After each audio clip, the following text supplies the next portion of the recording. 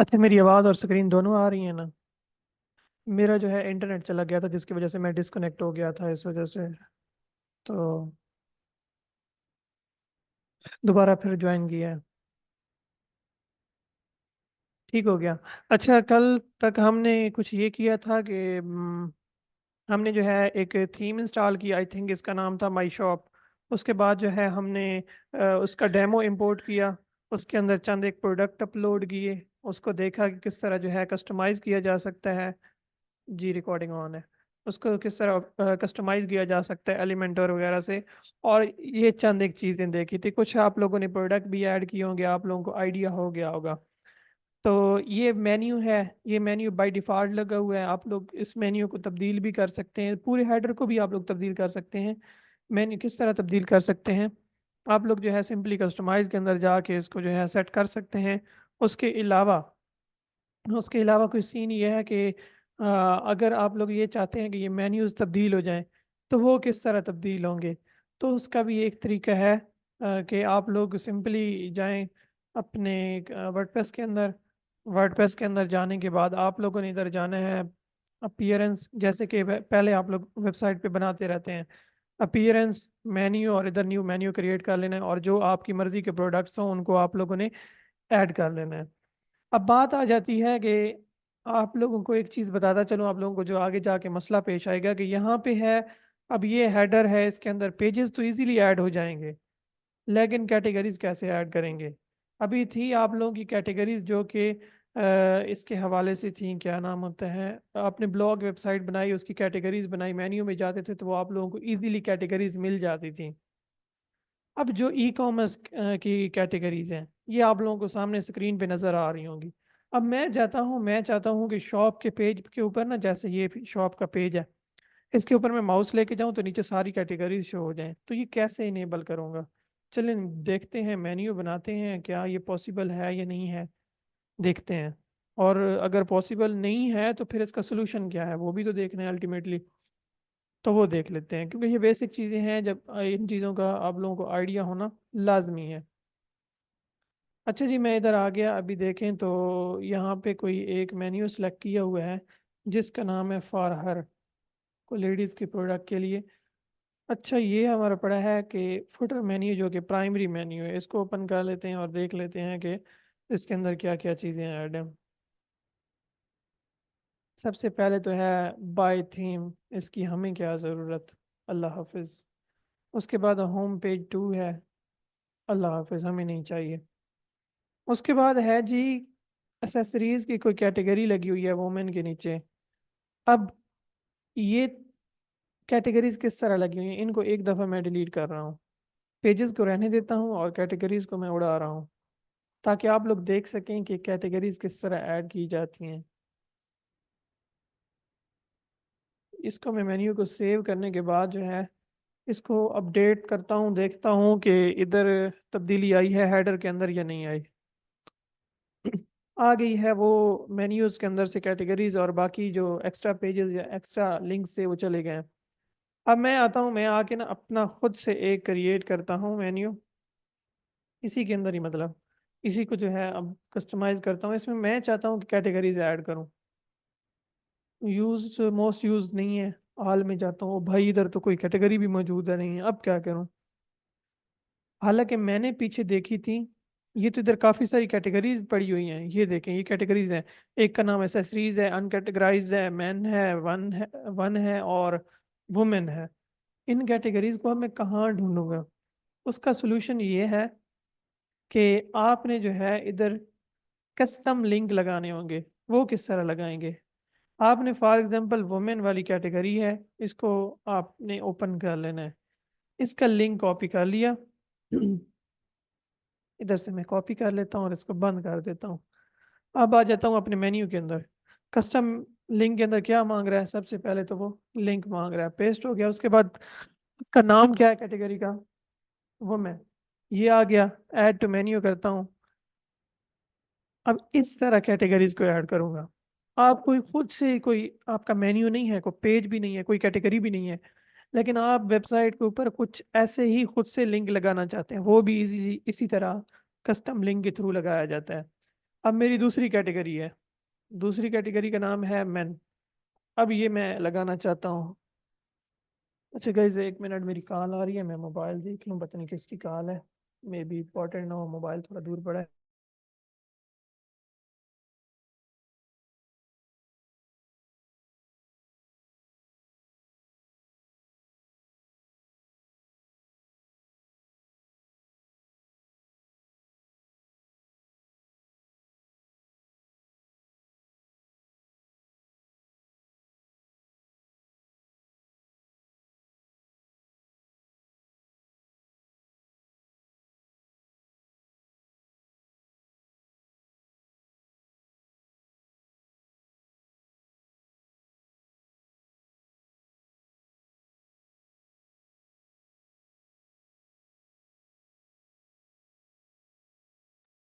माजरत, वो घर से मेरी अम्मी की कॉल थी, वो बात करना चाह रही थी, तो मैंने कहा है कि आवाज़ इसलिए नहीं है कि मैंने कहा है कि मेरी कॉल है, वो घर से कॉल थी, वो बात करना चाह रहे थे, तो फिर मैंने कहा क्लास के बाद बात करता हूँ।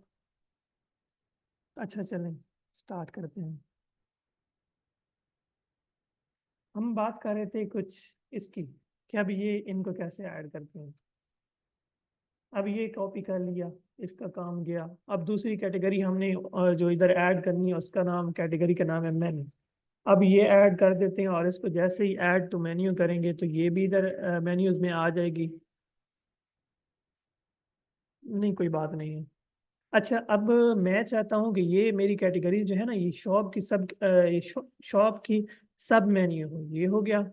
उसके बाद जो है ये भी शॉप के अंदर सब मेन्यू है। इसको थोड़ा सा यहाँ पे ड्रैग करते हैं यार, इधर आ गया। उसके बाद हमारी तीसरी कैटेगरी है जिसका नाम है एसेसरीज। उसको भी सेम इसी तरह हमने ओपन करना है। ओपन करने के बाद हमने उसका लिंक कॉपी कर लेना है, और उसको कहना है अल्लाह हाफिज, एंड उसके बाद मेन्यूज में आना है, और यहाँ पे जो है हमने लिंक लगा देना है उसका।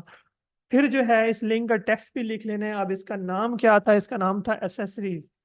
तो मैं खुद से टाइप नहीं करता, मैं इधर ही से कॉपी कर लेता हूँ। यहीं से किया कॉपी, और ये लेंगे, ये किया, और इसको भी ऐड टू मेन्यू कर दिया। तो यहाँ पे हमारा ये सोल्यूशन आ जाता है कि हमारी ब्लॉग वाली कैटेगरीज यहाँ पे कैटेगरीज में शो हो जाती हैं, लेकिन जो हमारी होती हैं प्रोडक्ट की कैटेगरीज, वो इधर शो नहीं होती। तो उसको इस तरह से जो है कस्टम लिंक लगा के हम लोग ऐड कर सकते हैं, या कोई भी आप लोगों ने लिंक लगाना है अपने मेन्यू के अंदर, तो वो भी इजीली इजीली इस तरह लगा सकते हैं। अब इसको रिफ्रेश करते हैं, अब देखते हैं कि क्या हमारी कैटेगरीज जो कि हमने कस्टम लिंक बना के इधर अपडेट किए हैं वो आए हैं या नहीं आए। ये लें जी, हमारी कैटेगरीज नीचे शो हो चुकी हैं। तो इस तरह जो है, अगर मैं इनको सब मेन्यू नहीं भी बनाता, फिर भी देख लेते हैं फिर क्या, कैसे शो होती हैं। अब मैंने सब आइटम बनाया हुआ है, ये सब आइटम बनाया हुआ है। इसको थोड़ा सा आगे करते हैं, भाई यार क्या करते हो।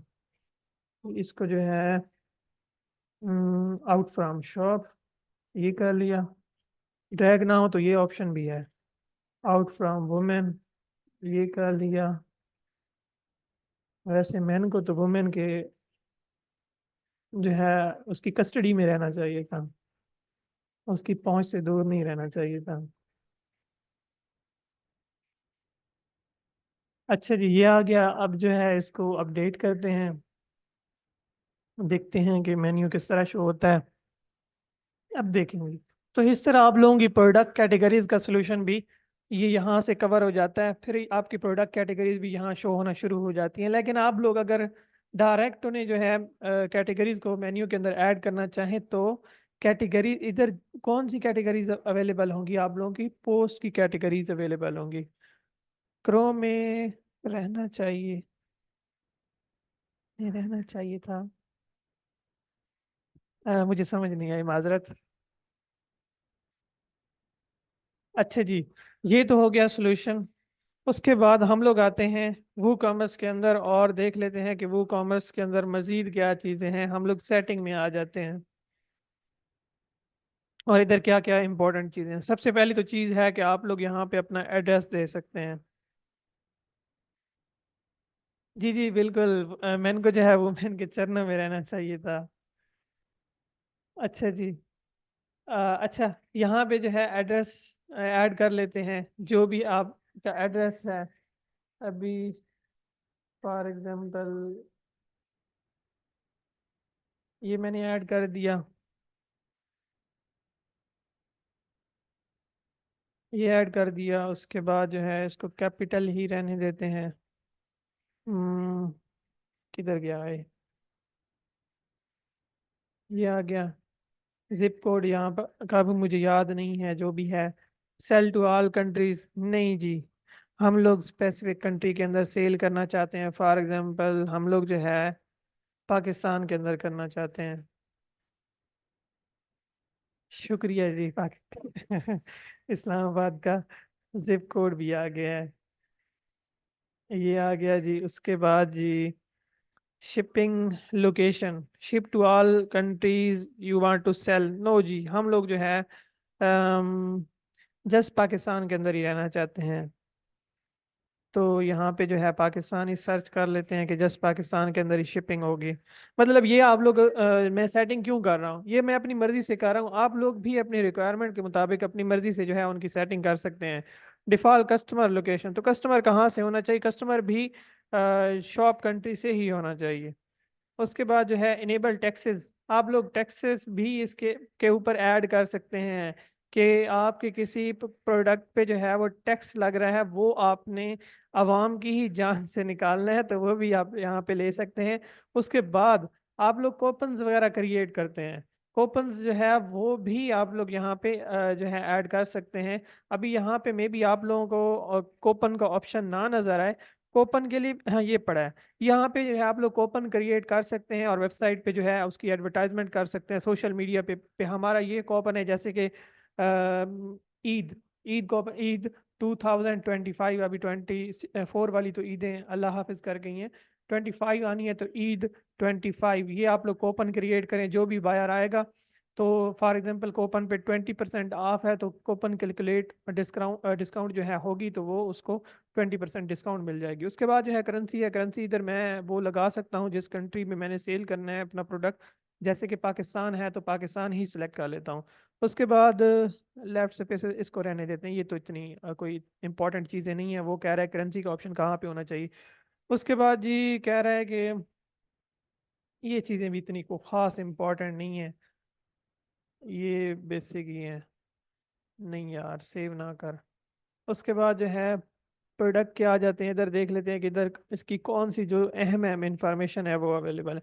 अच्छा, ये चीज़ है कि आपके देखें ना, आपकी जैसे पीछे हमने ब्लॉग वेबसाइट डिज़ाइन की, तो ब्लॉग वेबसाइट पे क्या सीन था? ब्लॉग वेबसाइट पे ये सीन था कि जितने भी हमारे थे क्या नाम है पोस्ट, तो हम चाहते थे कि फॉर एग्जांपल ब्लॉग पेज पे ही शो हों। तो इसी तरह आपके जितने भी प्रोडक्ट होंगे वो अपनी अपनी कैटेगरीज में तो शो होंगे, लेकिन फिर कहाँ पे उन्होंने जो है सारे प्रोडक्ट कहाँ पे अवेलेबल होंगे? शॉप का जो पेज बना हुआ है। अब यहाँ से वो पेज तब्दील भी कर सकते हैं कि आप किसी और पेज पे सारे प्रोडक्ट शो करवाना चाहते हैं, तो वो इधर से सिलेक्ट करके उसको तब्दील कर सकते हैं। लेकिन ये बाय डिफ़ॉल्ट चीज़ होती है, इसको आप तब्दील ना भी करें तो बेहतर है।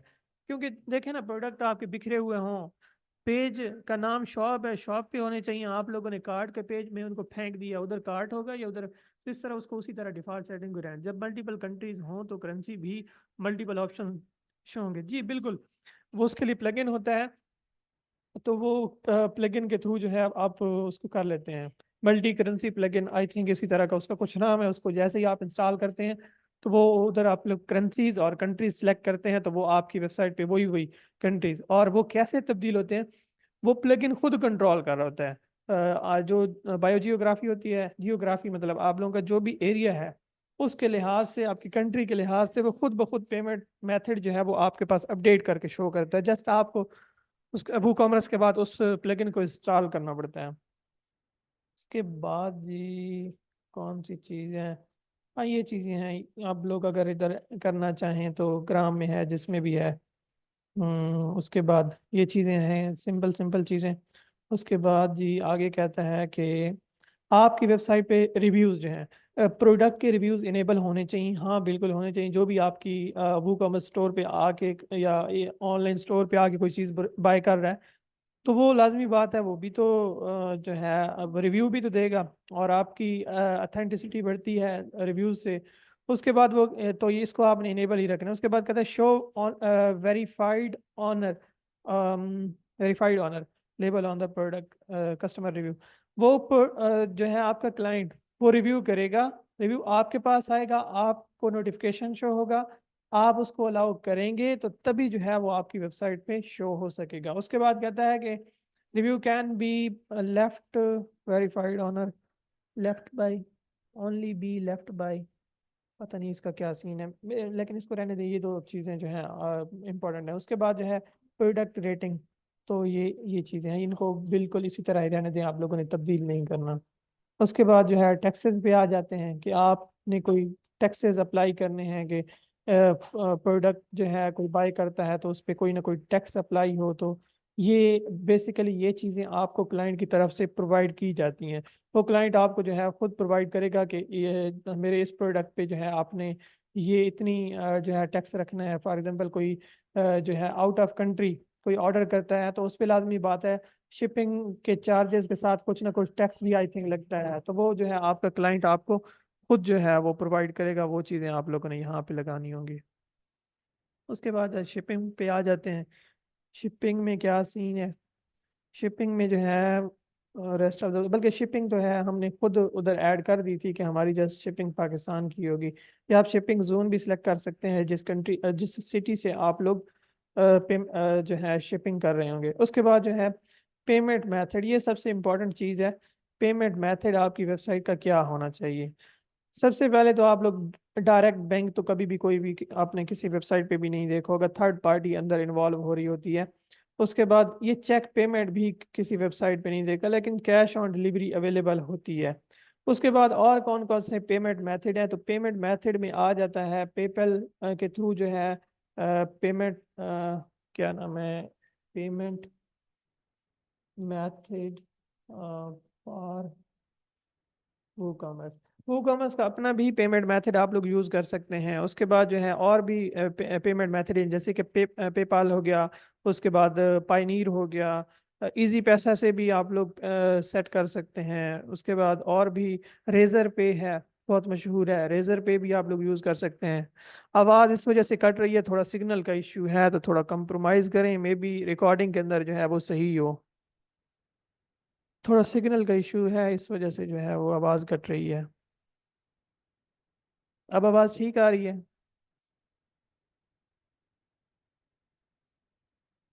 हेलो, आवाज़ ठीक आ रही है।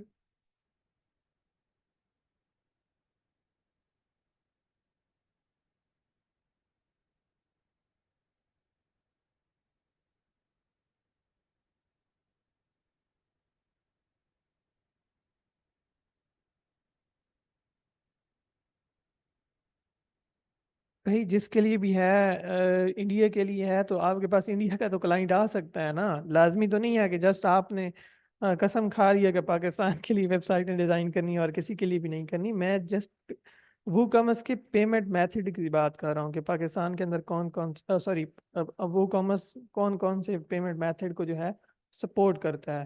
तो उसमें रेजर पे भी है, पाइनीर भी है, पेपल भी है, उसके बाद और भी बहुत से हैं। एक और जो स्पेसिफिक पाकिस्तान के लिए यूज़ होता है, अभी उसका मेरे जहन में नाम नहीं आ रहा, वो भी आप लोगों ने गूगल से चेक कर लेना है वो कौन सा है, या मैं चेक करके फिर मैं आप लोगों को बता दूंगा। इजी पैसा भी इंटीग्रेट कर सकते हैं, और भी बहुत से मेथड्स हैं जो कि आप लोग यहाँ पे लगा सकते हैं। तो ये, और वो बेसिकली आप लोगों ने क्लाइंट से डिस्कस करके ही यूज़ करना होता है, क्योंकि ये थर्ड पार्टी अंदर इन्वॉल्व हो रही हैं, तो लाजमी बात है ये टैक्सेस भी लेंगे, ट्रांजैक्शन टैक्सेस लेंगे। कि फॉर एग्जांपल आप लोगों ने देखा होगा कि आप किसी बैंक अकाउंट से जो है पेमेंट विदड्रा करवाते हैं, अगर आपका कार्ड है फॉर एग्जांपल अलाइड बैंक का, और आप जाके नेशनल बैंक के अंदर ट्रांजैक्शन करते हैं, तो उधर कुछ ना कुछ चार्जेस होते हैं। या आप लोगों ने देखा होगा जो कि प्राइवेट जो है ये लगी होती हैं एटीएम मशीन्स, तो वहाँ से भी आप विड्रा करें तो कुछ ना कुछ थोड़े बहुत चार्जेस होते हैं, जैसे कि 30 रुपये 35 रुपये ये वो चार्ज करते हैं। नहीं, नया पे और सादा पे आप डायरेक्ट यूज़ नहीं कर सकते, आपको थर्ड पार्टी को जो है वो यूज़ करना पड़ेगा। लेकिन अगर आप लोगों ने ये चेक कर लेना है, मैंने तो कभी सादा पे और नया पे को डायरेक्ट नहीं लगाया, लेकिन आपने चेक कर लेना है अगर नया पे और सादा पे का पेमेंट मेथड उधर अवेलेबल है तो आप डायरेक्ट लगा सकते हैं। लेकिन मुझे ये श्योरिटी नहीं है कि आप सादा पे और इनको यूज़ कर सकते हैं, मुझे नहीं लगता कि इनको डायरेक्ट यूज़ कर सकते हैं। हाँ बिल्कुल, पे फास्ट जो है वो पाकिस्तान में यूज़ कर सकते हैं। आपने बेसिकली करना क्या होगा, पे फास्ट की वेबसाइट पे जाके जो है अपना अकाउंट बनाना होगा। अकाउंट बनाने के बाद वो आपको एपीआई की देगा। वो आपने क्या करना है, पे फास्ट का जो है प्लगइन इंस्टॉल करके उसके अंदर वो एपीआई की पेस्ट कर देना है। तो फिर जैसे ही पेस्ट कर देंगे तो फिर वो उस पे फास्ट में अंदर उसकी वेबसाइट पे जाके आपने अपने बैंक अकाउंट की इंफॉर्मेशन देनी है, वो उधर ऐड हो जाएगा और वेबसाइट पे लाइव हो जाएगा। इतना ज़्यादा मुश्किल नहीं है, जस्ट सिंपली आप लोगों ने क्या करना है, प्लगइन में आके पे फास्ट का प्लगइन इंस्टॉल करना है, या जो भी है पेपैल है, पेपाल है, या जो है रेजर पे है, जो भी है, आपने सिंपली प्लगइन इंस्टॉल करना है, उसकी वेबसाइट पे जाना है, जो भी पेमेंट मेथड आप लोग यूज़ कर रहे हैं, अकाउंट क्रिएट करना है। अकाउंट क्रिएट करने के बाद फ़ौरन ही उधर नीचे देखेंगे, जैसे ही आपका डैशबोर्ड आएगा एपीआई लिखा होगा, एपीआई जो है आपने वहाँ से कॉपी करके इस प्लगइन, जैसे कि यहाँ पे आप लोगों को प्लगइन शो हो रहे होते हैं, यहाँ पे आपने जैसे फॉर एग्जाम्पल यही वाला है, इसको ओपन करके इसी के अंदर वो ऑप्शन होगा एपीआई की का, आगे बॉक्स बना होगा, उसमें पेस्ट करके नीचे सेव करना है। फिर उसकी वेबसाइट पे आके आप लोगों ने ये करना है और ये इस तरह पेमेंट मेथड क्रिएट जो है लिंक हो जाएगा। उसके बाद अगली चीज़ है इसके हवाले से, अच्छा टाइम बता दें, मेरा लैपटॉप का टाइम मैंने अभी देखा है वो सही नहीं है, और मोबाइल मेरे चार्जिंग पे हैं वो थोड़े दूर पड़े हैं। अभी टाइम क्या हो रहा है?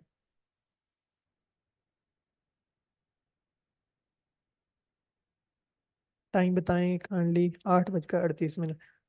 हम्म अभी बेसिकली तो यही था। अच्छा देख लेते हैं, उस दिन हम लोगों ने कुछ डिस्कस किए थे प्लगइन वगैरह वो कॉमर्स के हवाले से, चले हाँ। ठीक है ठीक है ठीक है, आज जो हमने एक तो ये पढ़ना था वो कॉमर्स की बेसिक सेटिंग वगैरह, और शुक्रिया जी। उसके बाद बाकी हम ये देख लेते हैं कि ये क्या चीज़ है, ईमेल। अब आपका जो भी ऑर्डर होगा, ठीक है, अब अगर न्यू ऑर्डर किसी ने जो है वो आपकी वेबसाइट पे आके ऑर्डर किया है, तो वो किसको ईमेल जाएगी, वो इस बंदे की इस ईमेल पे ईमेल चली जाएगी। और उसके बाद जो है अगर क्लाइंट को भी ईमेल जाती है तो फिर भी इसी की तरफ से जाएगी। ऑर्डर कैंसिल होता है, यही आपस में जो है इसी इसी ईमेल को जो है वो वूकॉमर्स यूज़ कर रहा होगा। फेल होता है, जो भी होता है इसको यूज़ कर रहा होगा। ऑर्डर ऑन होल्ड है, कस्टमर की ईमेल यूज़ की जाएगी, सारी चीज़ें तो ये जो है खुद ब खुद सेट हुई हैं। आपने इनको जो है छेड़ना नहीं है। अगर कोई कस्टमर जो है वो पासवर्ड रीसेट करना चाहता है तो वो भी कस्टमर की ही ईमेल पे ईमेल जाएगी, आपने इसको चेंज नहीं करना। ये सारी चीज़ें बाय डिफ़ॉल्ट सेट की हुई हैं, आपने सेट इसमें चेंजिंग नहीं करनी। आप चेंजिंग यहाँ पे कर सकते हैं, आप लोग ने कोई और ईमेल लगानी है तो उसको यहाँ से आके जो है आप उसे तब्दील कर सकते हैं। उसके बाद जिस नाम से आपके कस्टमर को ईमेल जाएगी वो वेबसाइट का नाम होगा। अभी तो हम कस्टम डोमेन यूज़ कर रहे हैं, तो आप कस्टमर इधर अपनी वेबसाइट का नाम यूज़ करेंगे, या जो है sport@, आप आगे अपनी वेबसाइट का डोमेन नेम, इस तरह जो है कुछ ना कुछ आप लोग यूज़ कर सकते हैं। ठीक है, बाकी आपने कोई भी चेंजिंग नहीं करनी। अगर आप करना चाहें तो जस्ट ईमेल अपनी तब्दील करना चाहें तो कर सकते हैं, और कुछ भी तब्दील नहीं करना। उसके बाद आ जाते हैं जो आखिरी आज की चीज़ है, वो है प्रोडक्ट के अंदर एट्रीब्यूट। आपने देखा होगा कि आप किसी वेबसाइट के ऊपर जाते हैं, फॉर एग्जांपल कपड़ों की वेबसाइट है, जूतों की वेबसाइट है, जिस टाइप की भी वेबसाइट है, ऑनलाइन स्टोर है, आपने देखा होगा कि वहाँ पे कलर सेट किए होते हैं और साइजेस सेट किए होते हैं। देखे ना, अब मैंने वेबसाइट पे चीज़ें अपलोड कर दी, लोग आ रहे हैं बाई कर रहे हैं, मुझे नहीं पता कि वो को बच्चा है, बड़ा है, बूढ़ा है, जिस एज का भी है मुझे नहीं पता अब, या छोटा है, लंबा है, जो जिस साइज का भी है, अब मुझे नहीं पता, मुझे कोई ख्वाब तो नहीं आएगा कि उसका ये साइज है और उसे ये कलर चाहिए। तो लाजमी बात है, फिर जो है मुझे स्पेसिफाई करना होगा अपनी वेबसाइट पे ही, कि कस्टमर वहाँ से कंफ्यूज ना हो और ना मैं कंफ्यूज हूँ। तो वो किस तरह जो है ये चीज़ें क्रिएट की जा सकती हैं, फॉर एग्जांपल है साइज। तो आप लोगों ने सिंपल इधर साइज इंटर करना है, इंटर करने के बाद जो है आप लोगों ने एट्रीब्यूट क्रिएट कर देना है। ठीक है, अब इधर साइज का एट्रीब्यूट क्रिएट हो गया। उसके बाद क्या करना है, यहाँ पे आके आप लोगों ने जो है, एक मिनट जी, एक मिनट। उसके बाद जो है हम इधर कलर का एट्रीब्यूट ऐड कर देते हैं।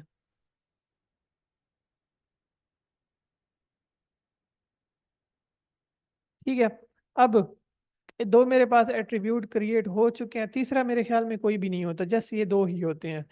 पहला है कॉन्फ़िगर टर्म्स, इसको ही ओपन कर लेते हैं।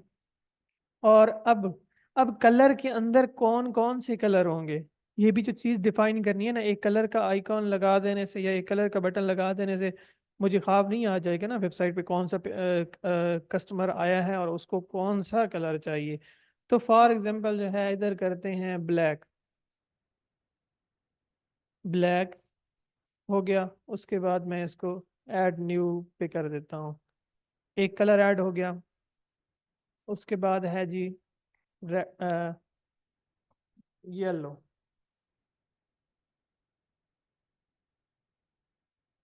ये दो कलर ऐड हो गए, ये दो कलर ऐड हो गए।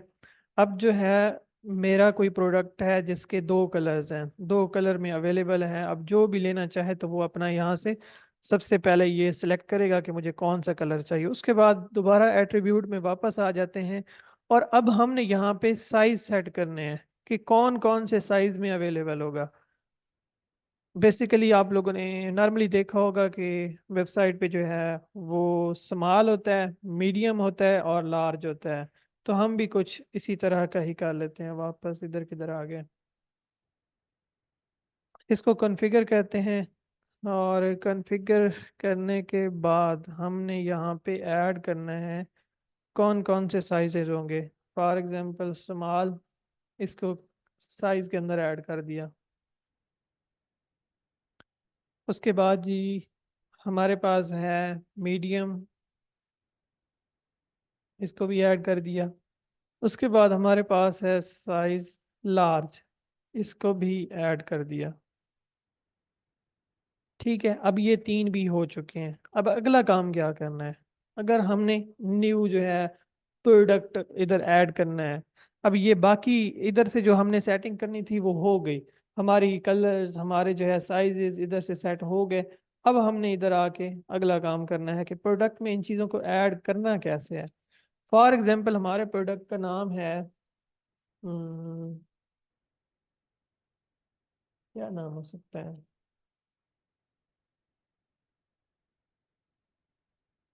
समोसे। हम जो है थोड़ी सी डिस्क्रिप्शन इधर से ले लेते हैं।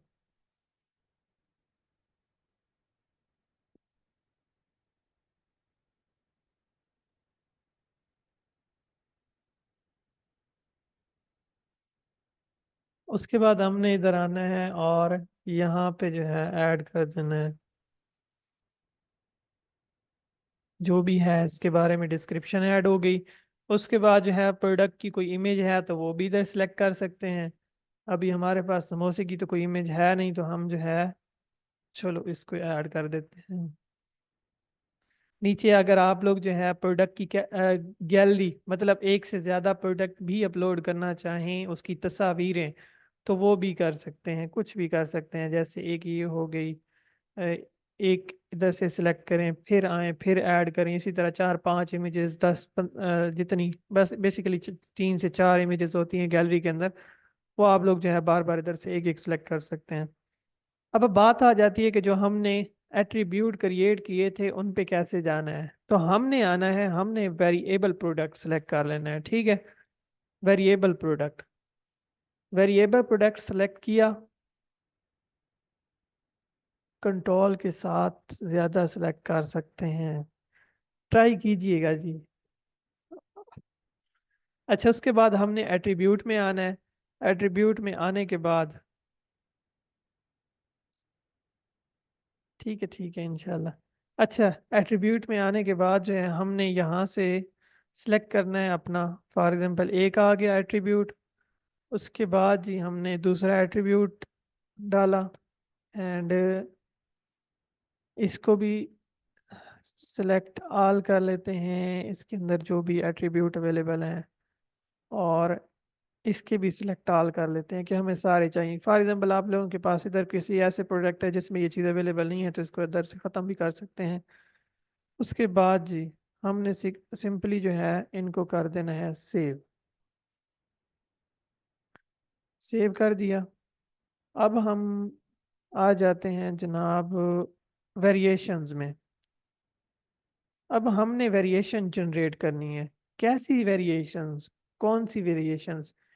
अब हमारे पास है साइज है स्मॉल, वो दोनों कलर्स में अवेलेबल होगा। वो येलो में भी होगा, ब्लैक में भी होगा। उसके बाद हमारे पास साइज है मीडियम, वो येलो कलर में भी होगा और ब्लैक में भी होगा। तो इसको बोलते हैं वेरिएशन। तो आप लोगों ने इधर जनरेट वेरिएशंस पे तब क्लिक करना है जब आपने एट्रीब्यूट को सेव कर लिया। ओके करते हैं। नीचे देखते हैं तो हमारे पास जो इस तरह की कुछ बन के आ चुकी हैं वेरिएशंस। ठीक है, ये देख लें यहाँ पे जो है कलर और साइज जो है सिलेक्ट किया हुआ है। उसके बाद आपने अगर जो है प्रोडक्ट, ये अब देखें ना, ये एक नहीं है, ये देखें तीनों आपके साइजेस अवेलेबल हैं। Large, medium, small, large, medium, small, yellow, yellow, yellow. तीनों येलो, तीनों साइजेस में येलो आ गया, तीनों साइजेस में ब्लैक आ गया। वेरिएशन क्रिएट हो गई।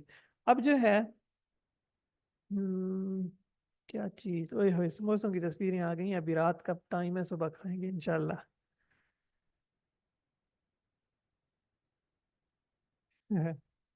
अच्छा जी, अभी आ जाते हैं कि हमने अब इसके अंदर क्या काम करना है। बेसिकली होता है और होता नहीं भी है। अब सबसे पहले तो आपने इधर जनरल में आके ना, इधर इनकी सॉरी, इधर आके ना सिंपल प्रोडक्ट में आके इधर आपने उसकी प्राइस ऐड कर देनी है ऑलरेडी। ठीक है, फॉर एग्जांपल ये प्राइस है। फिर आपने उधर उधर ही वेरिएशन प्रोडक्ट में आ जाना है, वेरिएबल प्रोडक्ट में सॉरी। आपने वेरिएशन क्रिएट की। अब आप लोग अगर चाहते हैं कि जो साइजेस हैं उनका डिफरेंट डिफरेंट प्राइसेस हों, तो मैं सिंपल में जाके इन प्राइसेस को रिमूव कर देता हूँ। ये रिमूव कर दिया, मैं आ गया हूँ वेरिएबल में। अब जैसे कि एक लार्ज साइज है। अब लार्ज साइज के लिए क्या चीज़ अवेलेबल होगी? अब पहली तो बात है कि ये जो है इनेबल है, जो भी है सारी चीज़ें सेलेक्ट हो चुकी हैं। उसके बाद जो है इसकी प्राइस क्या है, रेगुलर प्राइस क्या है। For example 700। सेल प्राइस क्या है जी? हम लोग देंगे, नहीं देते, सेल लगाते भी नहीं है। और इधर सेलेक्ट कर लेना है इन स्टॉक है। बाकी आपने अगर इसकी चीज़ें सेलेक्ट करनी है तो इधर से कर सकते हैं। बाकी इसकी अगर अलहदा डिस्क्रिप्शन भी लिखनी है तो वो लिख सकते हैं। हाँ, आप लोगों ने देखा होगा जैसे ही आप कलर तब्दील करते हैं प्रोडक्ट की इमेज तब्दील हो जाती है। तो हर प्रोडक्ट की इधर अलहदा अलहदा कलर के साथ अलहदा अलहदा इमेज भी अपलोड कर सकते हैं। उसके बाद आ जाते हैं, हमारा ब्लैक मीडियम साइज में है। अब ब्लैक हमने वो अच्छा चलें, इधर जो है फॉर एग्जांपल हम उल्टे चल रहे हैं, उल्टे चल रहे हैं। इसकी प्राइस हो गई 800, हालांकि उसकी 900। फिर जो है इस तरह नीचे आनी चाहिए थी। चलो इसी तरह कर लेते हैं, ये SKU में ऐड नहीं करना, ये नीचे जो है प्राइस में जाके ऐड करना है। यहाँ पे ऐड हो गया। उसके बाद जो है फिर कलर आ जाता है ये वाला, ब्लैक कलर में स्मॉल साइज, 900 रुपये का। उल्टे चल रहे हैं चलें, लेकिन कोई नहीं, जस्ट सीखना ही है। इनका भी नीचे आप लोग कलर वगैरह ऐड कर सकते हैं, सॉरी साइज जो है आप लोग अलग अलग इमेजेस और अलग अलग प्राइसेस जो है ऐड कर सकते हैं। ये हो गई। उसके बाद नीचे मज़ीद आए तो इसकी भी आप लोग अलग प्राइस सेट कर सकते हैं। इसकी 800 थी, क्योंकि हम लोग साइज़ के हवाले से बढ़ रहे हैं ना, तो इसमें आप लोग ये भी लिख सकते हैं इसकी प्राइस इसलिए ज़्यादा है कि छोटा पैक और बड़ा धमाका, और इसकी 900 कर लें। एंड इसको जो है आप लोग सिंपली सेव कर दें। सेव किया। सेव करने के बाद शॉर्ट डिस्क्रिप्शन लिखनी है, किसी कैटेगरी में डालना है, डालें। और उसके बाद अगर टैग लिखना है लिखें, और चुप करके जो है इन समोसों को लॉन्च कर दें ऑनलाइन।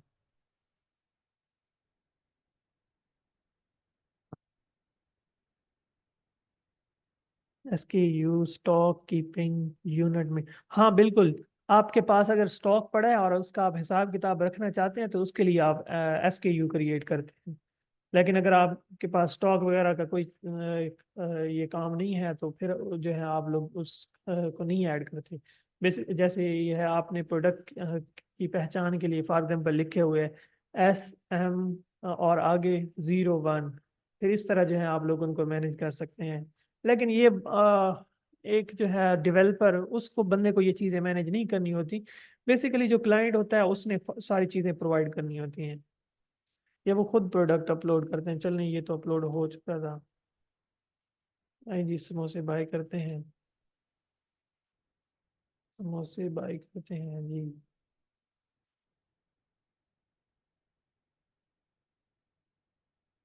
यहाँ आ जाते हैं।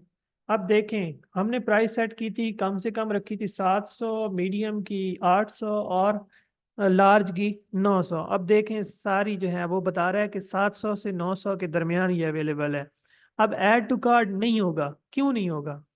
हालांकि होना चाहिए, लेकिन हमने ना कोई कलर सेलेक्ट किया हुआ है ना कोई साइज सेलेक्ट किया हुआ है। ब्लैक चाहिए हमें, और मीडियम साइज में चाहिए तो 800 रुपये का मिलेगा। हमें चाहिए स्मॉल साइज में 900 का मिलेगा। हमें चाहिए लार्ज साइज में 700 का मिलेगा। इस तरह जो है ये कुछ वेरिएशंस काम करती हैं। बहुत लोगों की विश होती है कि हमारे जी हमारी वेबसाइट पे इस तरह की वेरिएशंस लगी हुई हों, और ये तो है ही मतलब एक तरह की रियलिटी है कि आपने जो चीज़ भी लेनी है उसका साइज और उसका कलर तो आपको मेंशन करना भी पड़ता है। तो ये इस तरह सिंपली एक स्टेप होता है जिसके थ्रू जो है आप लोग इसे लगा सकते हैं। जैसे कि हमने ये बाई किया है लार्ज साइज, जो कि 700 रुपये का हमने ब्लैक लगाया था, और यहाँ से अब आप लोग जो है उसे कर सकते हैं। बाकी नीचे जैसे ही आप लोग आएंगे, प्रोसीड करें।